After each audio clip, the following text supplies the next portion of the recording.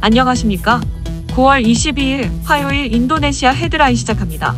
첫 번째 소식입니다. 인도네시아 코로나19 확진자가 총 25만 7,388명으로 늘어났으며 이 중 49,977명, 완치 18만 7,958명으로 집계되어 3.9%의 치사율을 보이고 있습니다. 1일 확진자 수는 이제 4,000명대로 접어들었으며 연일 최대 1일 확진자 수가 경신되고 있을 정도로 확산세가 빨라지고 있습니다. 확진자가 매일 늘면서 자카르타 시내의 67개 코로나 지정 병원의 격리 병상 수용률이 80% 이상이고 특히 중환자실 병상은 남은 자리가 없는 상태입니다. 자카르타시는 코로나 감염자를 위한 중환자실 병상 528개가 이달 15일 꽉 찼고 추가된 병상 636개도 25일이면 꽉 찰 것으로 예상했습니다. 인도네시아 정부 코로나 대응팀 관계자는 코로나 환자를 이송하는 구급차가 며칠째 쉼없이 운행하고 있다며 이 상태로 계속 가면 의료 붕괴가 올 것이라고 우려했습니다. 실제로 자가 호흡이 어려운 한국인 확진자가 발생했으나 코로나 지정 병원 중환자실에 자리가 나지 않아 메디스트라 병원 중환자실에서 옮기지 못하고 있습니다. 자카르타에 거주하는 봉제업체 직원 40대 남성인 해당 한국인 확진자는 호흡곤란 증세로 대사관 옆 메디스트라 병원에 입원한 뒤 유전자증폭 검사에서 코로나 확진 판정을 받았습니다. 대사관과 한의회는 해당 확진자를 실로암병원 등 코로나 지정병원 중환자실로 이송하려고 병원마다 문의했지만 빈 병상이 없어서 옮기지 못하고 있습니다. 코로나 정부 지정병원의 경우 확진자 치료비를 받지 않거나 사정에 따라 감액해서 받는 반면 해당 한국인 확진자가 입원한 병원 측은 중환자실 하루 입원료가 3천만 루피아라고 고지했습니다. 현재까지 인도네시아에서 확진 판정을 받은 한국인은 누적 23명이며 지금까지 11명이 회복됐으며 나머지 11명은 증세가 격리해 자가격리 치료 중이고 입원 중인 환자는 1명입니다. 인도네시아에서는 지난주까지 코로나와 관련해 의사 117명이 사망했습니다. 보건당국은 의사를 포함한 전체 의료진의 피로도가 극한에 달했다며 마스크 착용 등 보건 지침을 제발 지켜달라고 호소했습니다. 또한 의료 인력 부족으로 당국은 인턴들까지 주요 병원 응급실 등에서 코로나19 환자 치료를 돕도록 투입했습니다. 조코이 대통령은 유엔 총회 화상 연설에서 팬데믹과 싸우기 위해 단결해야 할 시점에 깊은 분열과 경쟁을 키워가는 모습을 보고 있다며 국가 간의 상호 이익을 위해 단결하고 윈윈 접근법을 추진해야 한다고 촉구했습니다. 또한 우리는 바이러스가 경계선을 모르고 모두가 안전할 때까지 아무도 안전할 수 없음을 알고 있다며 분열과 경쟁 관계가 지속하면 안전과 지속 가능한 평화의 기둥이 무너지거나 파괴될까봐 걱정된다고 우려를 나타냈습니다. 다음 달부터 우리나라 제약회사 제넥신이 자사 백신 GX19의 이상 시험을 인도네시아에서 시작한다고 밝혔습니다. 인도네시아 외교부 장관은 전날 하원 의원들과 만난 자리에서 한국이 개발한 코로나19 백신의 이상 임상시험을 10월부터 인도네시아에서 시작할 것이라고 언급했습니다. 인도네시아 임상시험은 제넥신과 칼베가 공동 설립한 합작법인 KG 바이오가 주도하며 현재 임상시험 승인을 위한 절차를 밟고 있습니다. 제넥신 관계자는 칼베와의 협력으로 GX19의 다국가 공동 개발이 가능할 것으로 보인다며 임상시험의 속도를 붙여 내년 중 코로나19 백신을 생산하겠다고 전했습니다. 코로나19가 끝나지 않은 상황에서 독감 유행 시기가 다가와 두 개의 질병이 동시에 유행하는 트윈데믹이 전 세계적으로 예상되고 있습니다. 특히 독감과 코로나19는 증상만으로 구분이 쉽지 않아 의료체계 혼선 우려도 커지고 있습니다. 때문에 우리나라는 독감 예방접종 범위를 확대하고 접종 비율을 높이기 위해 총력을 다하고 있습니다. 인도네시아는 그간 독감 접종에 대해 큰 관심이 없고 수입되는 백신의 양도 적었으나 최근 의료인들로부터 독감 접종 필요성에 대한 목소리가 커지면서 미디어를 통해 접종을 권고하고 있습니다.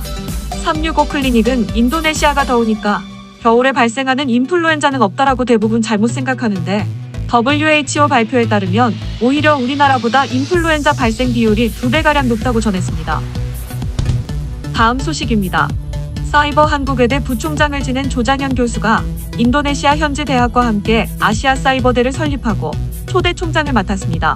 조장현 총장은 3년 전 외대에서 은퇴한 뒤 인도네시아로 건너와 온라인 교육 기업 인코르를 설립하고 우나스 대학교와 절반씩 투자해 아시아 사이버대를 설립했습니다. 정부 관련 부처는 사이버대 설립에 적극적으로 찬성해 사이버대 설립 규정을 만들어 허가를 내줬고 조 총장을 인도네시아의 외국인 최초 대학교 총장으로 소개했습니다. 개교식에는 인도네시아 부통령과 교육문화부 장관이 직접 실시간 화상 축사를 통해 기대를 표명했으며 임성남 주아세안 한국대사도 아시아사이버대가 많은 인도네시아 젊은이들에게 적은 비용으로 고등교육을 제공하고 다른 아세안 국가들로 서비스가 확대되길 바란다고 전했습니다.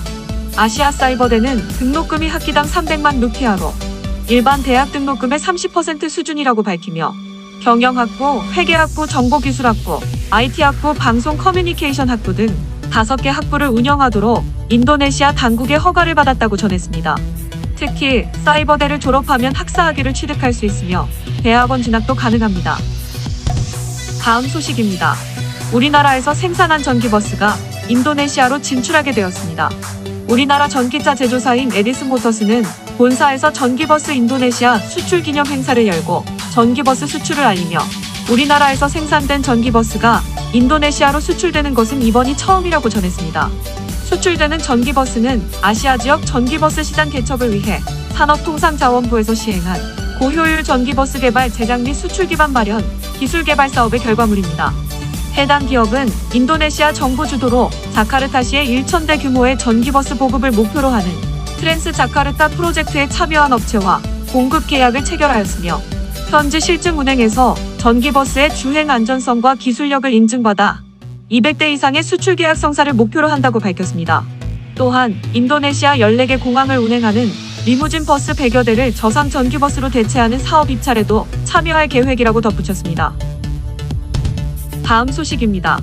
인도네시아 환경산림부는 올해 산불 피해 규모는 지금까지 12만 헥타르로 발표하였고 이는 작년 피해 규모보다 10분의 1가량으로 급감한 것입니다. 인도네시아의 산불 피해는 주로 8월에서 10월 초 건기가 한창일 때 집중되는데 올해는 이미 9월 중순부터 비가 내리고 있어서 산불 피해 규모가 더 커지지 않을 전망입니다. 참고로 작년에는 수마트라와 칼리만탄 6개 주에 산불 비상사태가 발령되고 산불 연못 피해로 호흡기 질환자가 100만 명 이상 발생하는 등 피해가 컸습니다. 또한 연기가 인근 싱가포르, 말레이시아, 태국, 필리핀 등 이웃 국가까지 퍼져 국제 문제로 번진 바 있습니다. 인도네시아는 매년 건기가 되면 수마트라와 칼리만탄에 수익성이 높은 팜나무와 펄프용 나무를 심으려고 천연님의 산불을 내는 일이 반복되며 이때 식물잔해가 퇴적된 이탄지의 수분을 빼고 불을 붙여 유기물이 타면서 몇 달씩 연기를 뿜게 됩니다. 특히 올해는 코로나 사태 속에 산불 연기까지 퍼지면 해 건강을 악화할 것이란 우려가 컸으나 다행히 산불 피해가 예년 대비 미미한 상태입니다. 이준산 한국대사관 임무관은 예년과 비교해 올해 인도네시아의 전체적인 습도가 높았고 특히 산불이 집중되는 건기 중에 종종 비가 내려 대형 산불이 발생하지 않았다고 분석했습니다.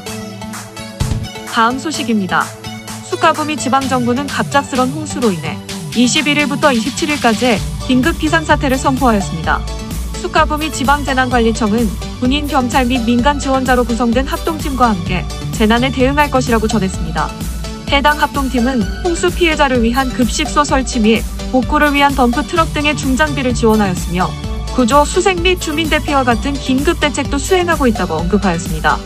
국가재난방지청이 비상사태를 선포한 지역은 11개 마을이 포함된 3개의 하위지구입니다. 이번 홍수로 사망자 2명, 실종자 1명, 20여 명이 중경상을 입었으며 수백 가구의 이재민이 발생하였습니다. 또한 139채의 집이 파손되었고 5개의 교량이 무너졌습니다. 하지만 기상기후지질청이 서부 자바의 날씨가 여전히 낙뢰와 돌풍을 동반한 호우가 예상된다고 예보하여 피해가 더 커질까 우려되고 있습니다. 다음 소식입니다. 지난 17일 파푸아주 나빌의 공항에서 이륙한 민간 헬기가 바야비루 지역으로 식량을 운송해주러 가다가 실종됐습니다. 실종 신고를 접수한 당국은 군 헬기와 민간 헬기 등 총 4대의 항공기를 투입해 실종 추정 지점을 수색하여 이튿날 해발 4,700m의 밀림안에서 넘어져 있는 헬기의 모습을 포착했습니다. 구조당국은 곧바로 탑승자 구출을 시도했으나 기상 악화로 접근이 불가능했으며 헬기가 비상 착륙한 지역이 워낙 깊은 산속이라 육로 접근이 어려웠습니다. 결국 19일에 인근 광산이 소유한 대형 헬기를 사고 지역으로 보내 부상당한 조종사와 부조종사, 승무원 등 3명을 구출하는 데 성공했습니다.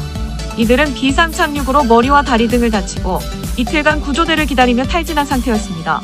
구조대 관계자는 탑승자 3명을 무사히 구출해 병원으로 이송했다며 사고 원인 조사는 순차로 이뤄질 것이라고 전했습니다. 참고로 파푸아는 인구가 적고 고산지대가 많아 헬기로 물자 수송이 이뤄질 때가 많으며 이 때문에 헬기 추락 실종 사고가 종종 발생하는 지역입니다. 다음 소식입니다. 야생에 72마리밖에 남지 않은 멸종위기종 자바코뿔소가 인도네시아 자바섬에서 새끼 2마리를 출산한 소식이 전해졌습니다. 야생동물 보호당국은 올해 3월에서 8월까지 우중쿨론 국립공원에서 촬영된 CCTV 영상을 분석한 결과 새끼 2마리가 어미와 함께 돌아다니는 모습이 확인됐다고 발표했습니다. 자바코뿔소는 다 컸을 때 키가 1.5m, 몸 길이는 3m 정도로 다른 코뿔소 종류보다 작고 25cm가량의 뿔이 하나 있으며 한때 인도와 중국 동남아 일대에 폭넓게 분포했었습니다. 하지만 서식지 파괴와 밀렵으로 멸종 위기에 내몰렸고 특히 코뿔소의 뿌리 정력 증진 및 항암 효과가 있다는 소문에 많이 희생됐습니다. 결국 타국에서는 모두 멸종하였고 해당 국립공원이 자바코뿔소의 마지막 야생 서식지가 되었습니다. 지금은 세계자연보전연맹이 심각한 멸종위기종으로 지정한 상태로 총 72마리에서 이번에 2마리가 늘어난 것입니다. 전문가들은 우중쿨론 국립공원의 야생 자바코뿔소가 2014년 57마리, 2016년 60마리에서 서서히 개체 수를 늘리고 있지만 멸종 위험을 벗어난 것은 아니라고 지적했습니다. 시청해주셔서 감사합니다. 다음 시간에 뵙겠습니다.